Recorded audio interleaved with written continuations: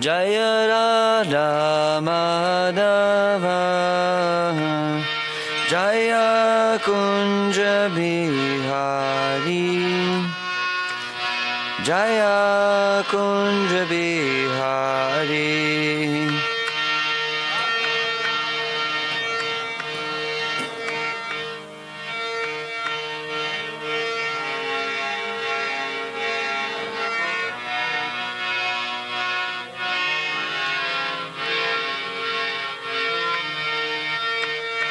Jaya Radha Madhava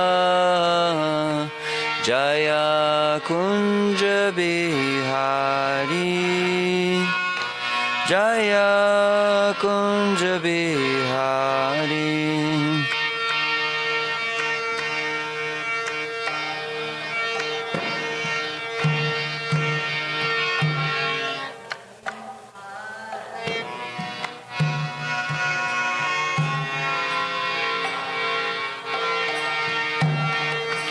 Jaya Gopijana Vallabha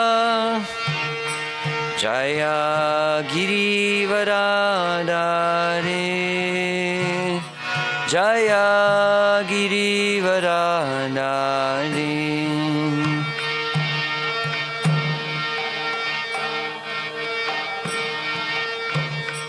Jaya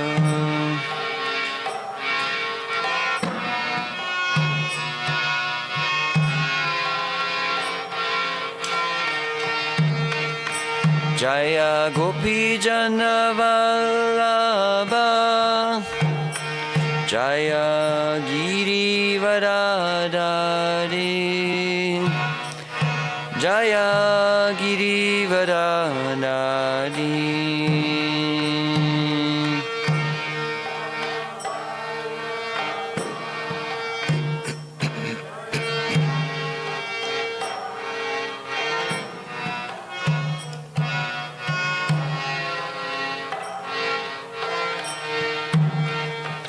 Jaya Yashodanandana Jaya Braja Janaranjana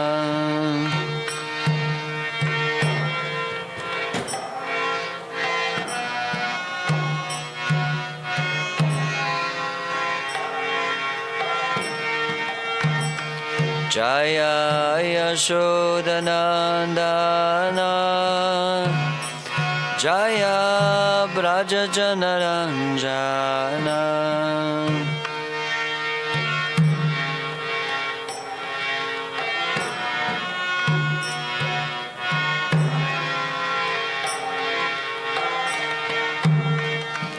Jaya Yamuna Tiravanachari Jaya Kunja Bihari Jaya Yamuna Tiravanachari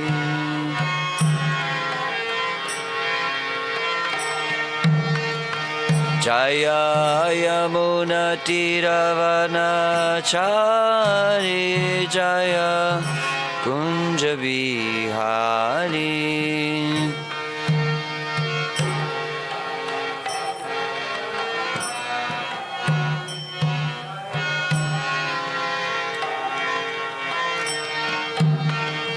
Jaya Radha Madhava Jaya Kunja Bihari Jaya Kunja Bihari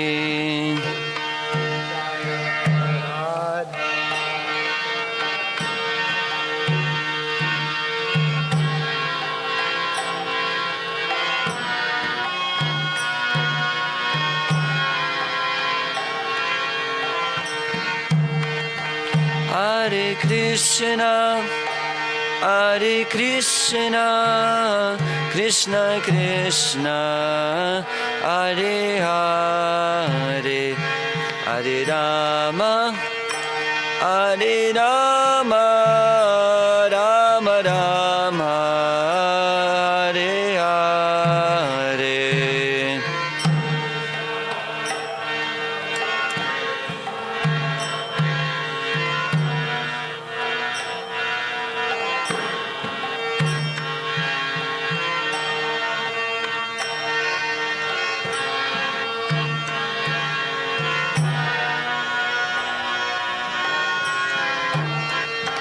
Hare Krishna, Hare Krishna, Krishna Krishna, Hare Hare, Hare Rama, Hare Rama, Rama Rama, Hare Hare.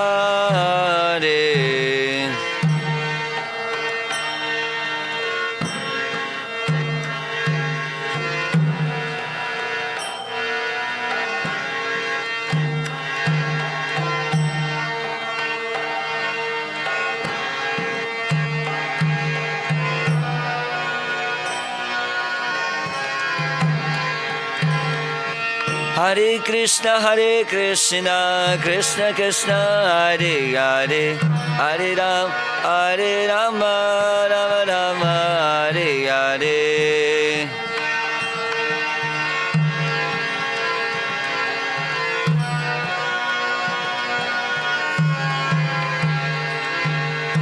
Hare Krishna, Krishna Krishna, Hare Hare, Hare Rama, Rama Rama, Hare Hare.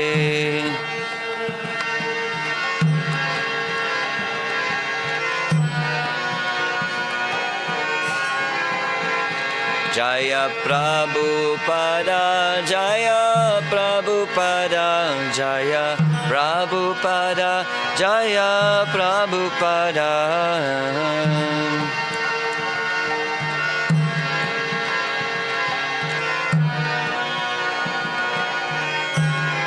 Nitai Gaura Haribo, Haribo, Haribo, Nitai Gaura Haribo.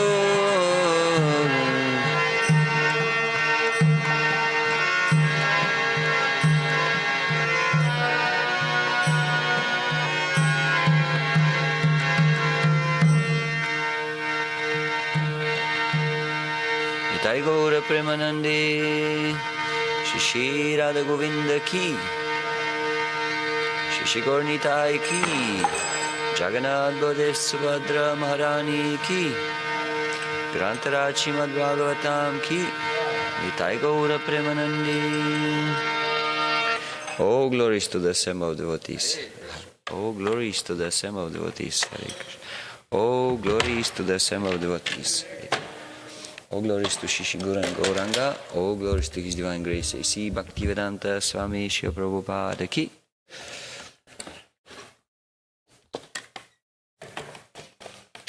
Om Namo Bhagavate Vasudevaya. Om Namo Bhagavate Vasudevaya.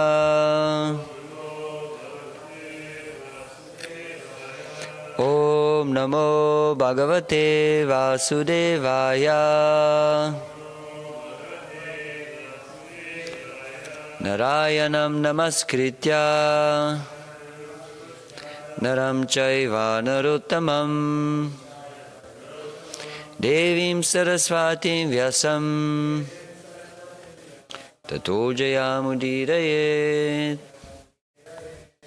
Ashtaprayeshu Abhadreshu Nityam Bhagavata Sevaya Bhagavati Uttama Shloke Bhaktir Bhavati Naishtiki.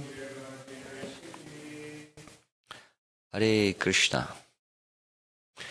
We are reading from Srimad Bhagavatam, Canto 4, Chapter 14, the story of King Vena, Text 9.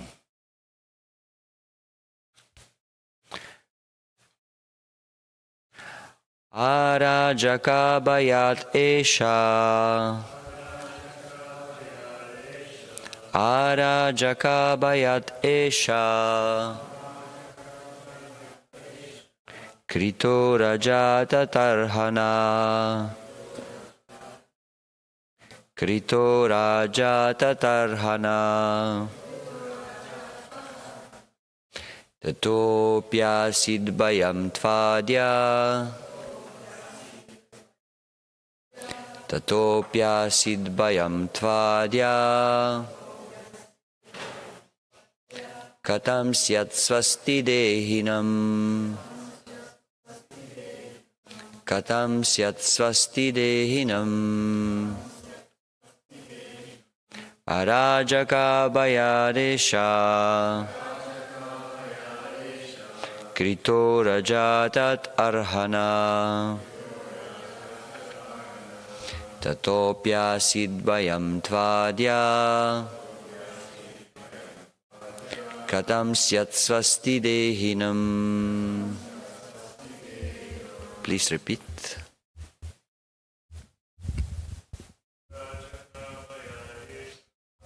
Rajaka bayamesha.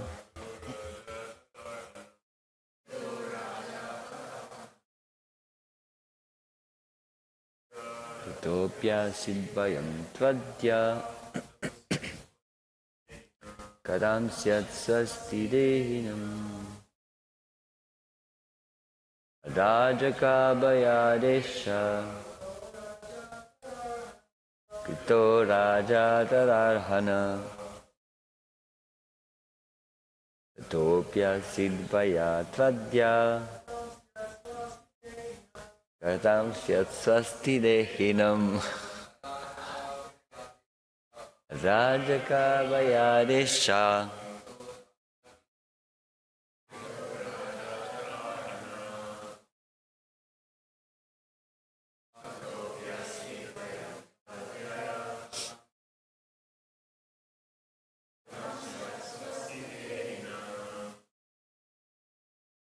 Ladies. Rajaka bayadesha.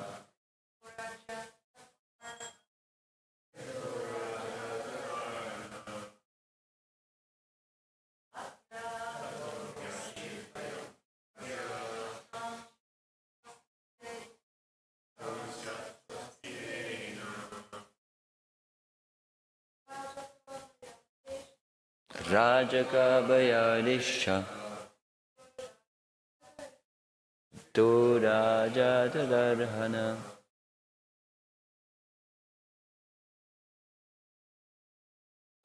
Topya sidvayam tvadya. Kadam syat svasti dehinam. Rajaka. Being without a king. Bhayat, out of fear. Esha, this Vena. Krita was made. Raja, the king. Atat Arahana, thought not qualified for it. Tatha, from him. Api, also. Asit, there was. Bhayam, danger. To, then. Adaya, now. Katam, how. Syat, can there be. Svasti, happiness. Dehinam, of the people in general. Translation and purport by His Divine Grace A.C. Bhaktivedanta Swami Srila Prabhupada Ki Jai. Thinking to save the state from irregularity, the sages began to consider that it was due to a political crisis that they made Vena king, although he was not qualified. But alas, now the people were being disturbed by the king himself. Under such circumstances, how could the people be happy? Purport. In Bhagavad Gita 18.5, it is stated that even in the renounced order, one should not give up sacrifice, charity, and penance. The brahmacharis must perform sacrifices.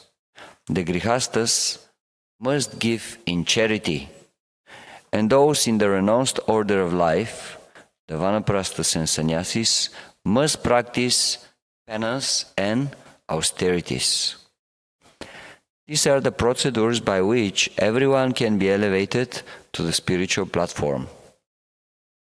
When the sages and saintly persons saw that King Vena had stopped all these functions, they became concerned about the people's progress. Saintly people preach God consciousness or Krishna consciousness because they are anxious to save the general populace from the dangers of animalistic life. There must be a good government to see that the citizens are actually executing their religious rituals, and thieves and rogues must be curbed. When this is done, the people can advance peacefully in spiritual consciousness and make their lives successful. Again, the verse, thinking to save the state from irregularity, the sages began to consider that it was due to a political crisis that they made Vena king, although he was not qualified. But alas, now the people were being disturbed by the king himself. Under such circumstances, how could the people be happy? Magyana timirandasya ginanjana shalakaya chakshurun militam yena tasmai shri gurave namaha. Namo Vishnupadaya Krishna Prishtaya Bhutale Shrimate Kadambakanana Swaminiti Namine. Namo Vishnupadaya Krishna Prishtaya Bhutale Shrimate Bhaktivedanta Swaminiti Namine. Namaste Saraswati Deve Gauravani Pracharine Nirvishesha Shunyavadi Paschatya Deshatarine. Jaya Shri Krishna Chaitanya Prabhu Nityananda Shri Advaita Gadadhar Shivasadi Gaura Bhakta Vrinda. Hare Krishna Krishna Krishna Hare Hare, Hare Rama Rama Rama Hare Hare.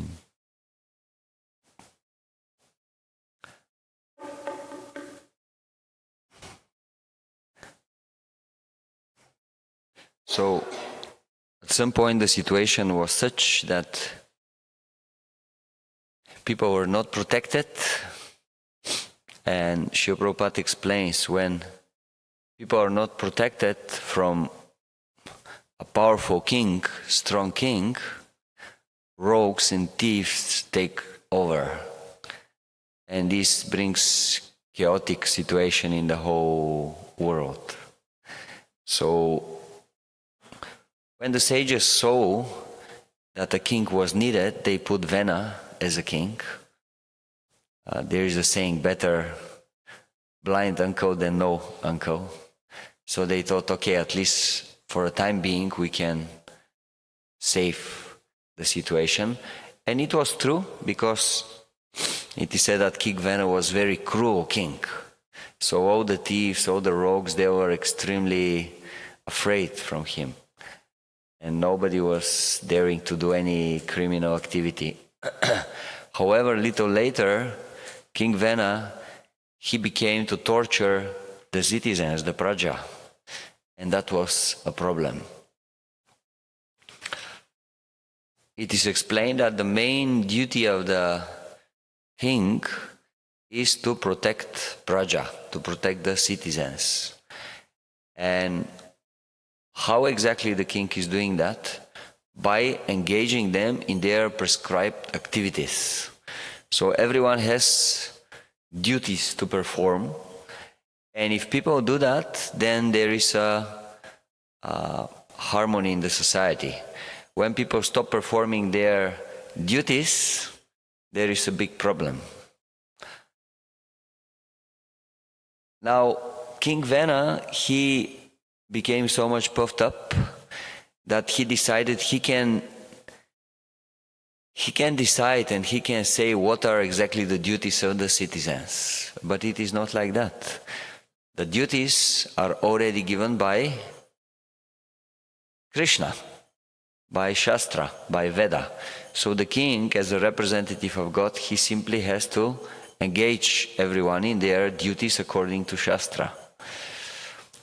King Vena, however, became so puffed up, he decided, no, actually, people, they have to worship me, not the Supreme Lord. So he stopped the different sacrifices, charity, or austerities which were meant to satisfy the Supreme Lord, and he wanted he himself to be worshipped. Like Pandava yesterday was quoting that Harjavena, actually he basically quoted a verse from Bhagavad Gita. What is the verse? Avajananti mamuda. Fools and rascals, they cannot understand my supremacy, Krishna says in Bhagavad Gita. And Vena, basically, he was saying the same thing. So actually people, they cannot understand how great I am. And that's why they don't want to worship me. So when the sages saw this, when the sages saw how he was basically stopping the religious activities, the sacrifices, the austerities, yagya, dana, charity, they saw we have a big problem.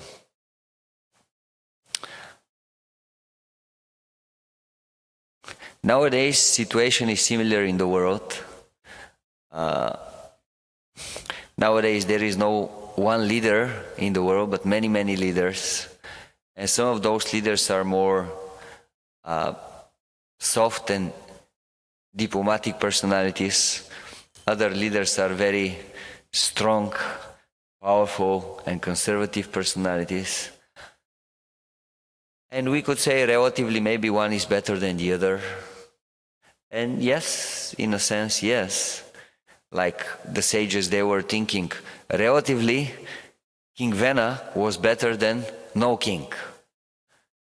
So yes, in a sense, that's true. Some rulers, they are better than others. They are doing their duty in a better way. But at the end of the day, from a spiritual perspective, if some king or president or a ruler is not allowing the people, and not only not allowing, but rather engaging the people in spiritual activities, he is not performing his main duty. So from this perspective, we can say that the situation in nowadays world is very unauspicious, because nobody is engaged in sacrifice, nobody is engaged in austerity for spiritual purposes, and nobody is engaged in charity for spiritual purposes. Srila Prabhupada is quoting a verse in his purport from 18th chapter of Bhagavad Gita. So in the beginning of 18th chapter of Bhagavad Gita, Arjuna is asking question. Can you tell me what is this question? Just to keep you awake.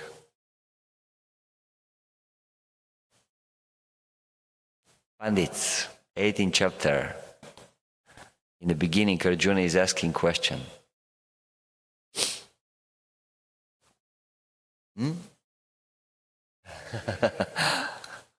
You can.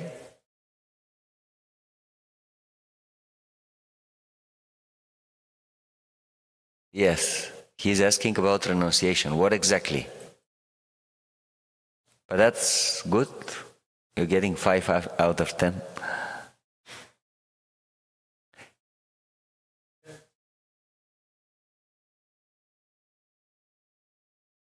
Is it better to renounce work than to engage in work? Yeah, in a sense, yes.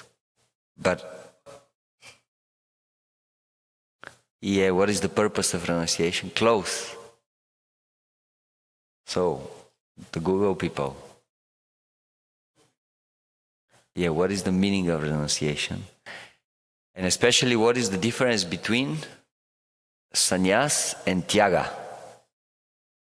Because these are two words, two terms that can be used for renouncing the world. So what is the difference? Why we have two words for the same thing? Are they saying the same or not? So Krishna is explaining that sannyas means renouncing the activities which are meant for sense gratification. But tyaga means not to be attached to the fruits of your work. And from the two things, Krishna is saying, actually tyaga is higher. Sannyas is very good, And a sannyasi supposed to be renounced from the fruits of his labor, but is not necessary so. So from this perspective, Krishna is saying Tyaga is actually higher. And that's why he says one should never give up activities which are connected with spiritual development. Sacrifice, charity, and austerity for spiritual purposes. So Srila Prabhupada is quoting this in his purport, and he's explaining that a brahmachari should be always engaged in sacrifice. What is the best sacrifice for this age? Chanting the holy name, Hare Krishna, Krishna Krishna, Hare Hare, Hare Rama, Rama Rama, Hare Hare. And also Krishna is explaining in Bhagavad Gita, a brahmachari should always stay connected with the transcendental sound. He should always listen to transcendental sound. This is how he keeps himself pure. And then the family people, householders, they are advised to always perform charity. Why? Because they may not have always the time to directly engage in sacrifice, but they can be engaged in the sacrifice when they are helping those who are performing constantly sacrifice. So this is one way for the grihastas to be engaged in spiritual activities. And then those who are in renounced order like vanaprasthas or sannyasis, for them is recommended to always be engaged in tapasya, austerity. Yes, penances and austerities. And sometimes it's given example that a brahmachari generally he would live a very simple lifestyle. But if he has opportunity for extra sense gratification, proper sense gratification, he will immediately take it. Like for example, he will eat simple prasadam, but if there is feast, go for it. And then someone who is a householder, not always, but very often he would arrange his lifestyle in such a way that he can always have whatever he wants in his home, isn't it? Because he's independent.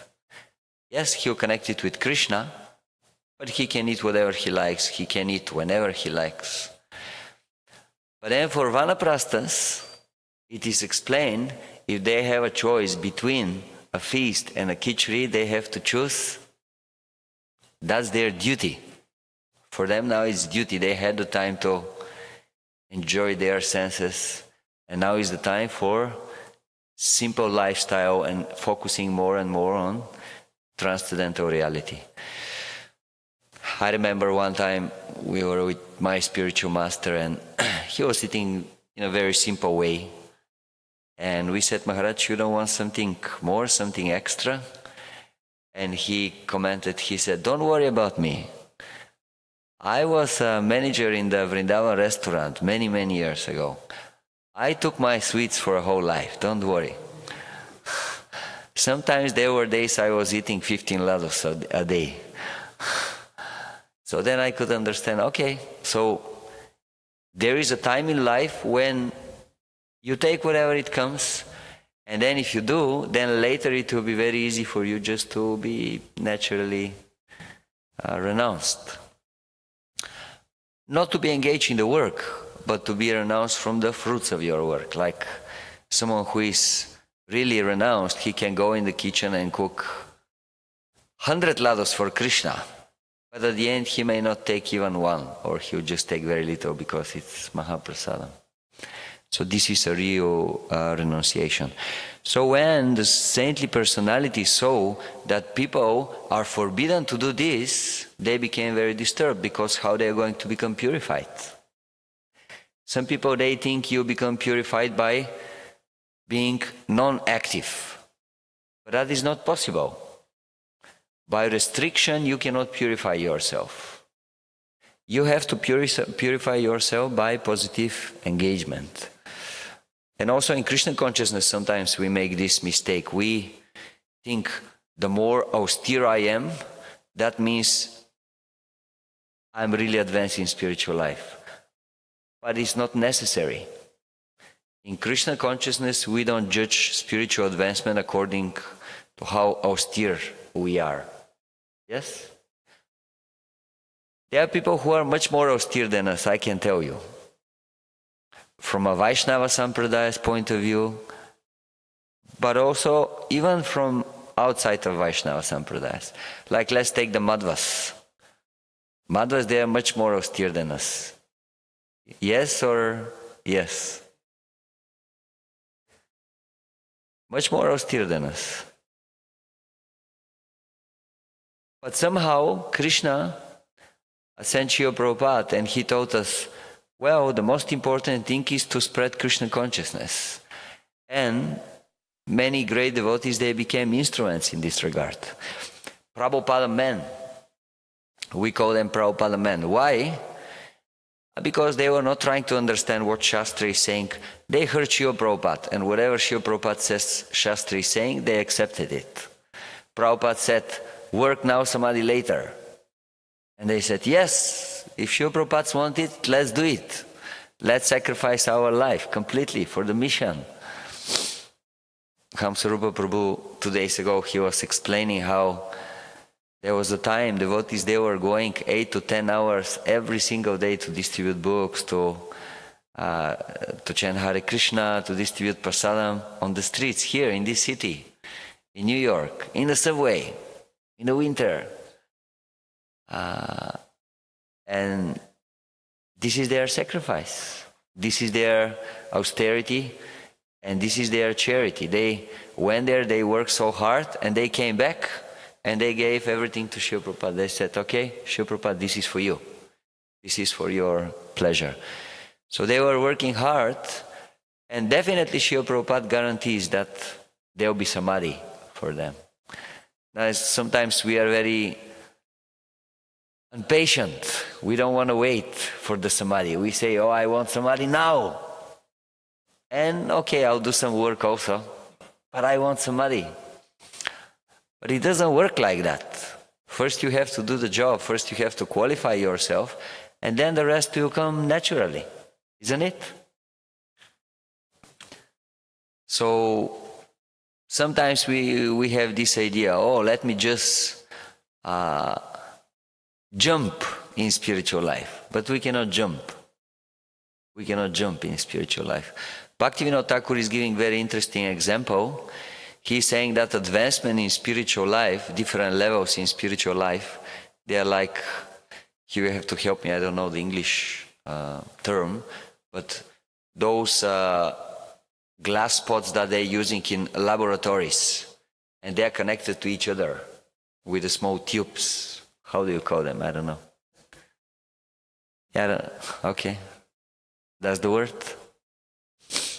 Like you have many, like in the movie sometimes, you have this crazy professor that he is doing some special things, and he has this glass pots, and they're connected to each other. So he puts something in the first one, and then the level goes up, and then the liquid starts going in the second one.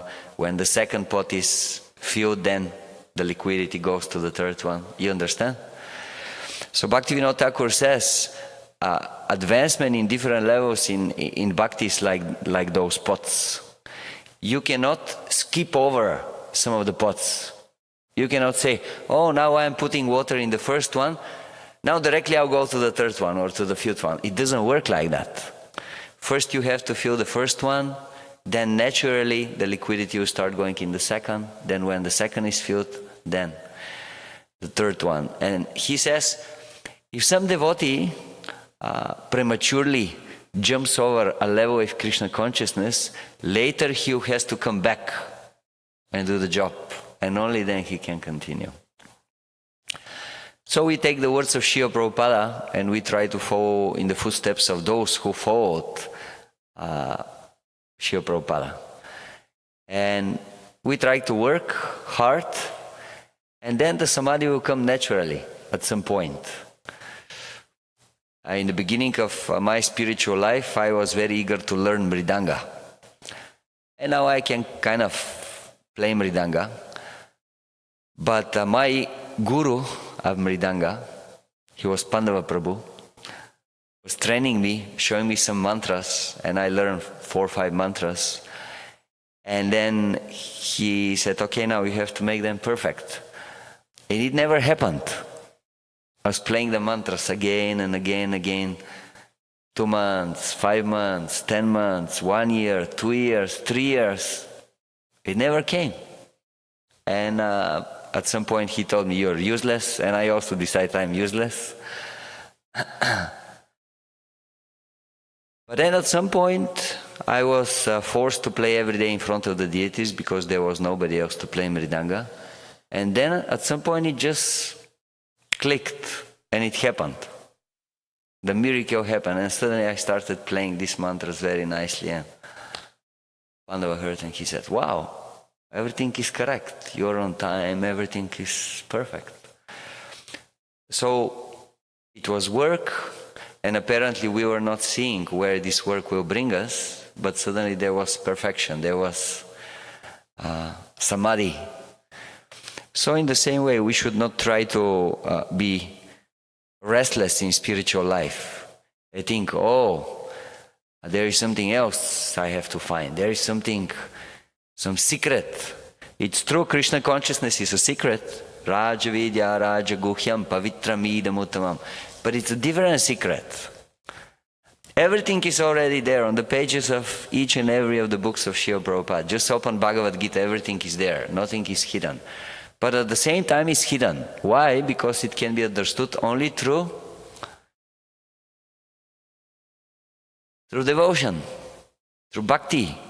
And if there is no bhakti, if there is no work for the pleasure of Krishna, for the pleasure of our spiritual master, for the pleasure of Srila Prabhupada, the secret will stay secret. We will never understand, although it's there.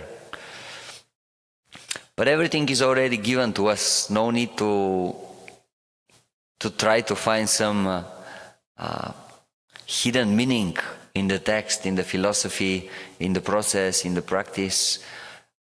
No need to go anywhere else. Everything is here. Everything is here. I really like one thing that Hamsa Rupa Prabhu likes to say very often. At least before he was saying it. After Mangalarati at some point he'll say, another day in Vaikuntha.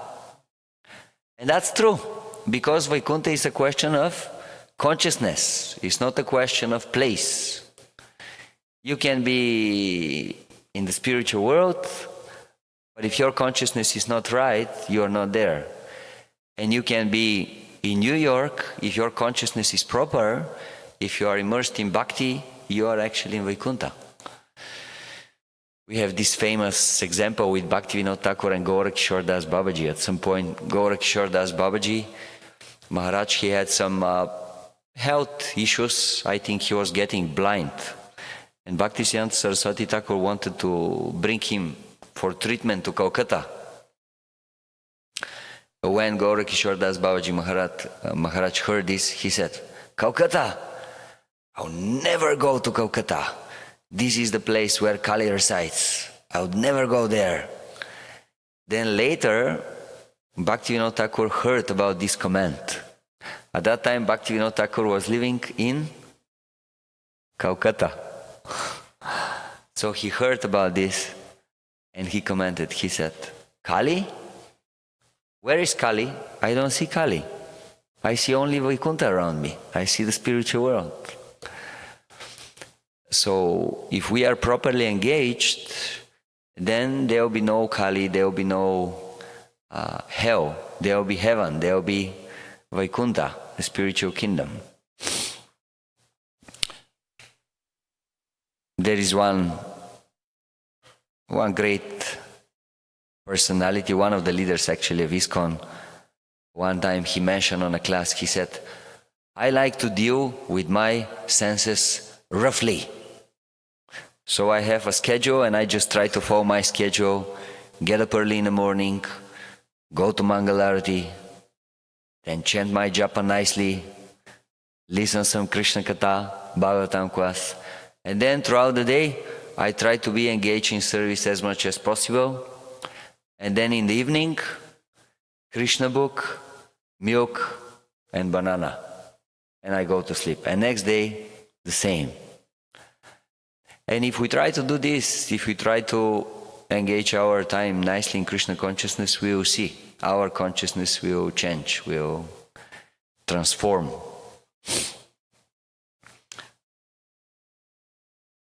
The last few days on the Harinam, I was seeing people passing in the subway, busy.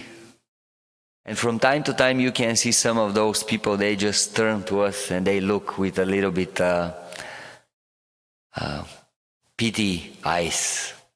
Oh, these people, what are they doing? They are wasting their time. You're in New York, you can make a whole fortune so fast. And they're wasting their time just staying in the subway. I guess they're not qualified to do anything else and they are begging in this way. This is what you can see in the eyes of some people. But then we look at those people who are rushing for somewhere, they don't know actually from where. That's why sometimes you see someone is rushing in one direction and suddenly he realizes he's going in the wrong direction. He turns and goes in the other way. But we are looking at them and we are thinking, with pity eyes, and we are thinking, where are they going? They can be chanting the holy names of Krishna, they can be making spiritual advancement, something that they can take with themselves, but instead they are just going to work for some money. And neither they can take them with them, nor they can really make them happy. If they could, the richest people in the world would be the happiest people. But they are not. They are not, actually. Srila Prabhupada, he wrote this essay, Who is Crazy? Because karmis, they look at us and they laugh at us, and we look at them and we laugh at them. Well, we take the opinion of Krishna, because we value the opinion of Krishna. And Krishna says, the devotees, they are the greatest personalities. Yogina api sarvesham madgatena antaratmanaha bhajatam Shadavan bhajate yomam sami yuktattamo mata. Thank you, Ram Repro. Out of those who are worshipping me with love and devotion, out of all the yogis, those who are worshipping me with love and devotion, they are the greatest. So Krishna says, this is my opinion. And we believe what Krishna is saying. Who shall we believe? Shall we believe to the businessman who is a little bit successful in the world outside? Or shall we believe the words of Krishna, of Narada Muni, Shiva Vyasadeva, Ramanujacharya, Madhvacharya, Lord Chaitanya, Srila Prabhupada? To who shall we believe? Well, I personally will take the second option. These are one of the greatest minds in the whole universe. And they are telling us, don't waste your time to make spiritual advancement. Why? To make material advancement. Why? Because it's temporary. And it's already fixed.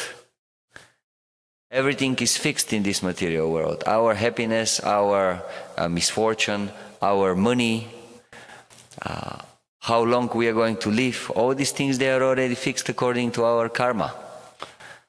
And if we just work hard to increase a little bit our happiness in life, we cannot cheat the laws of Krishna. We cannot do that. Let's say you go and you work hard and you make extra money, and then those money, they'll go for something else, for extra tires of your car, or for taking care of your health because you work so hard. And then at the end, again, everything will be balanced. You cannot cheat the laws of nature. I was one time on one seminar of one Ayurvedic doctor from Mathura, from Vrindavan, and he was saying, one should work maximum 8 hours. Because if you work more than this, the money that you make, they'll come in my pocket. In other words, you become sick and you have to give all this extra money for treatment, for medicines. So Rather, we should use all this time, all this energy for advancement in spiritual life. We have to give our life and our energy to Krishna. And the more we are doing this, the more happy we'll become. So yeah, this knowledge is a secret, and to understand this knowledge, one should be engaged in bhakti, in devotional service. And this is the success of life. So we need the mood of devotion and the mood of submission to understand this guhyam, this secret. I want to give one more example. Nowadays, it's a very it's a famous thing that many people, they try to make easy money. How?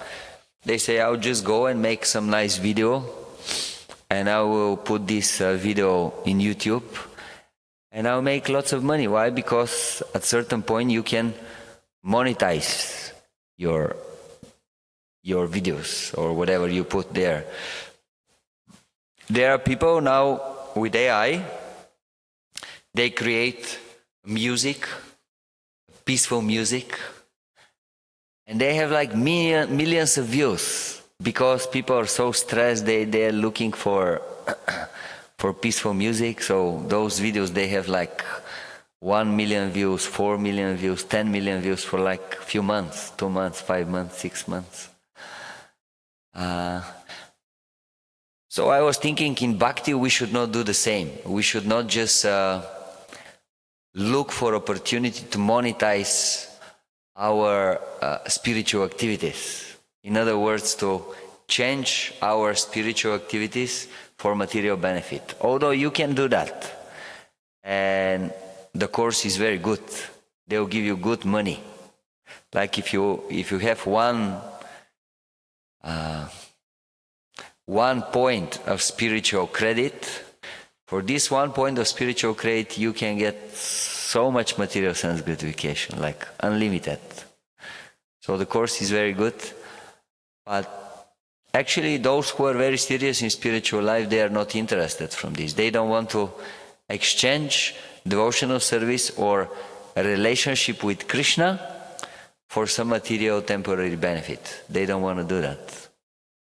Rather, they value more their relationship with Krishna.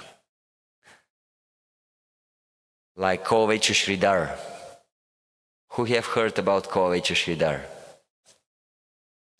Kovacha Sridhar is one of the close associates of Lord Chaitanya, and he was living in a place which is just behind the temple of Jagannath in Mayapur, maybe 10 minutes walk. Even less, yes. Devotees just renovated this place. Yes, means there is like a small temple, no puja or something, but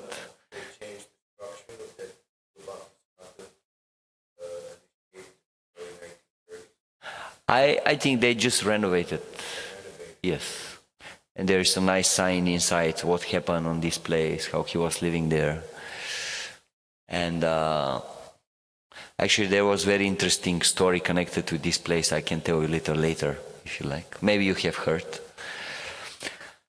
But Kovacha Sridhar, he was just apparently normal personality, nothing special, but very devotional. And he was selling bananas and plates made from banana leaves. And he would make very small profit every day. But it doesn't matter how much profit he'll make, 50% immediately he'll give in charity for worshipping of Ganges river and worshipping the Lord. And the Lord was so attracted by his devotion. And he was going every day to his place to buy his bananas and banana leaves. And he would do a serious bargaining with him every day. So much so that when Kovacha Sridhar doesn't want to put the price down, Lord Chaitanya was on his case and he was saying, I know you are a great cheater. You have a huge wealth in your house, but you are pretending that you are very poor. I know that for certain. And of course he meant that he has Krishna Prema. But Kovet Sridhar, he was denying. He was saying, no, my Lord, I don't have any money, just, this is true, I'm making just very small profits, so that's why I cannot put the price down. And Lord Chaitanya, he was on his case. This is not true. You're cheating me, you have a great wealth. And then at the end, always Lord Chaitanya will take everything for free. Every single day. So when Lord Chaitanya was manifesting his Mahaprakash Lila, showing that actually he is the Supreme Lord, he called for Kovet Sridhar and he said, ask from me a boon. Whatever you want, I can give it to you. Anything. And Kovet Sridhar, he said, my dear Lord, I have only one desire. Please, again and again, come to my small stove and do the same bargaining again and again with me. And let me give you at the end everything, whatever you like. So he could choose anything in this world, anything in this universe. But he didn't. He chose only one thing. What is it? Relationship with Krishna. That was the most important thing for him. And actually that means he has everything. He has everything. Like Duryodhana and Arjuna, they went to Krishna to ask for help in the war. And Krishna saw first Arjuna and said, okay, Arjuna, he will ask first. And Duryodhana, he was already in anxiety. Oh no, he was now the huge army of Krishna that was never conquered, never won, never lost a battle. And Arjuna said, okay, I choose Krishna. And Duryodhana, externally, he started lamenting, oh no, I wanted to choose Krishna. Such a misfortune, but actually internally he was thinking, yes, thank you. He's so foolish. And he said, okay, then I'll take the army. What to do? I have to be happy with whatever comes on its own accord. So Arjuna had Krishna and he had everything, and he was the winner at the end.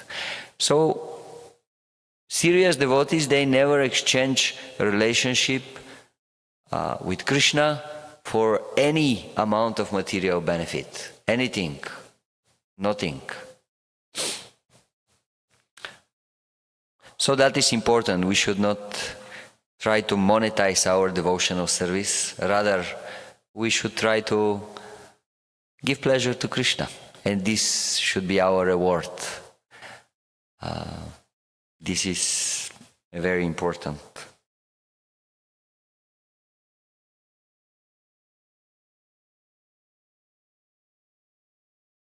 And then the last thing I wanted to say is that King Vena, he could not understand the point that Vedas, they were perfect. And whatever Vedas say, this is perfect transcendental knowledge. He was thinking, I know better than the Vedas. I know better than Krishna what is good and what is bad for the people. So I'll make them stop performing all these sacrifices, charity, austerity. But this is not a fact, because each and every living entity in this material world has 4 defects, and he cannot produce a perfect knowledge. So that was his problem. And the Brahmanas, because they know, they could immediately understand what is the problem. And they, very soon, we will see they'll take action on it. Hare Krishna, thank you very much. Any questions or comments? Anyone first?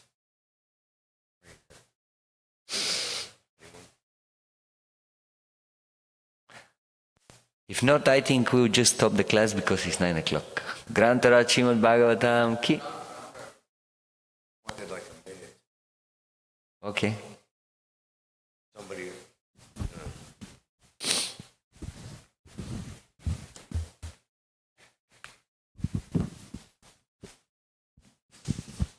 Hare Krishna Prabhuji, Dandavat Pranam. Thank you so much for the beautiful class. Like today you were mentioning about the sacrifice and how ISKCON, we are not really focusing on dons but on do's, and that sometimes is like very tricky for me, at least. That it kind of leads to like sense gratification, and then I couldn't stop it.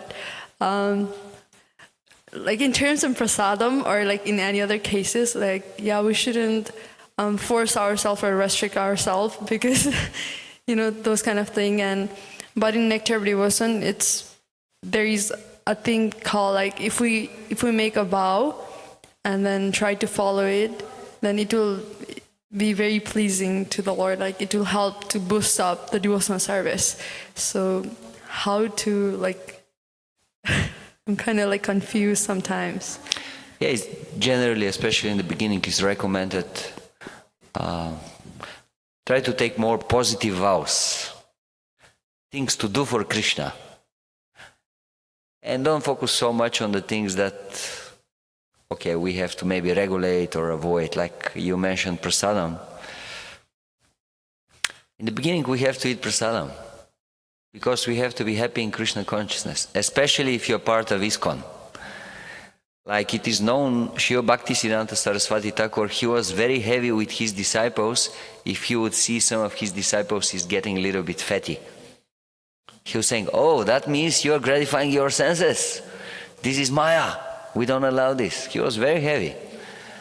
But Prabhupada actually, preaching in the West, he saw the things in an opposite way. No, actually, my disciples, they should look very nice, very well fed. Because otherwise, people, they will think, you're just misusing these young girls and boys. So, from this perspective, we should eat prasadam, we should be happy.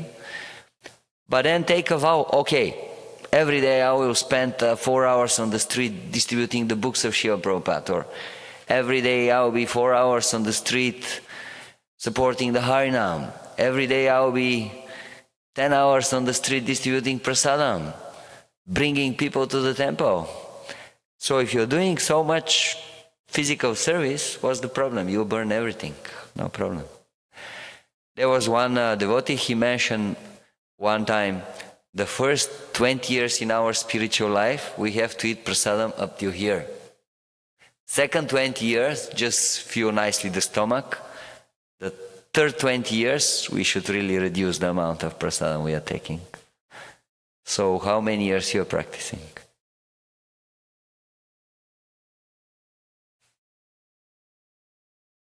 Okay, so you have another 15 years. Yes, Prabhu. Prabhupada said there are two mistakes you can make in eating prasadam. Too much or too little. So he said when you're a young person, you can make the mistake of too much because you're young, you'll burn it off. But when you're an old person, like me, then it's better to make the mistake of not eating enough. And then there was a young boy in the audience, this was in Los Angeles temple, young devotee, son of one of the devotees. So he raised his hand and he said, Prabhupada, what about Tamal? Because at that time, Tamal Krishnamurti was in his 30s. He wasn't old, he wasn't young. So anyway, the bottom line is you have to know your body. In the beginning, yes, Prabhupada used to feed them and let them eat and eat. He used to personally cook on 26nd Avenue and feed them and eat more. Because yes, you're giving up all other kinds of sense gratification. But if you limit yourself to just prasadam, automatically the control will come. If you leave yourself the option of eating anything anywhere, no, it's a vegan restaurant, then you'll never control. If you limit yourself to just prasadam, automatically control will come. In time. Hare Krishna. Hare Krishna. Yes. The verse says, thinking to save the state from irregularity, the sages began to consider that it was due to a political crisis that they made Vena king, although he was not qualified. But alas, now the people were being disturbed by the king himself. Under such circumstances, how could the people be happy? So this is very nice. It's the contemplation of the Brahmins and the saintly person, and this is the time when their position and stature and their advice was greatly not just appreciated, but obeyed. And ultimately we see the sages approach King Vena. They don't immediately kill him, but they give him very good advice. You'll see many, many verses describing the position of the personality of Godhead and the duty of the king and how he should follow the Vedic injunctions and the people will be happy. And then he replied to them, you were just like inexperienced children and unchaste wives. You want, a paramour, worshiping who is this God, but all the God resides in me. You should worship me. And they said, most sinful person. And it's described they just with high sounding words, they killed him. So in this age of Kali, the Brahmins are not powerful like this, but we've been given the supremely powerful weapon of Harinam Sankirtan, the Narayan Astra, the holy name of the Lord. And Harinam, Eva Kevala, Kalona Stevna, there is no other way, there's no other way, there's no other way. But the same potency is there. So, but we have to chant like we really, really believe, we have complete faith and we really mean it, and put yourself out there, give the time and energy of your life to it. And then, just like Srila Prabhupada, his chanting created this incredible revolution, and that motion is still going on, and we need to plug into it. We are followers and servants of His divine grace and disciplic succession. So this is the only thing that we have. A saintly person is naturally compassionate to the people in general, and they want to change the political situation, the situation in general, to make it conducive for the people to advance. So we should, I'm hearing this, and it just makes me take even more stock. And the only thing that we can possibly do is to propagate the holy name of the Lord. And because the Lord, the holy name is non-different than the Lord will sort the whole thing out. And unfortunately, the demons have completely taken control of the political system and everything connected to it. And the people in general are in a very, very precarious position, just like this being described here. So we should take our responsibility even more seriously and take stock in the tool, I won't say tools, plural, but tool we've been given. And if we do that, just like during Prabhupada's time, the heyday of the movement was when Harinam Sankirtan was right in the forefront. How many people were joining, how much we were noticed, how much ultimately the demons took stock in what we were doing, or took a serious look at it. So we don't want to be just relegated in their minds, oh, this is just a remnant of the hippie movement, and, just a few Hare Krishnas are left, and a few young people are like kind of, take to it. But it's, inconsequential, just, Hare Krishnas, like Quakers or something, So we really got to, like that. So eat lots of prasadam and do lots of harinam. That's the conclusion. Yeah. One of the things you could do, Yes, bro.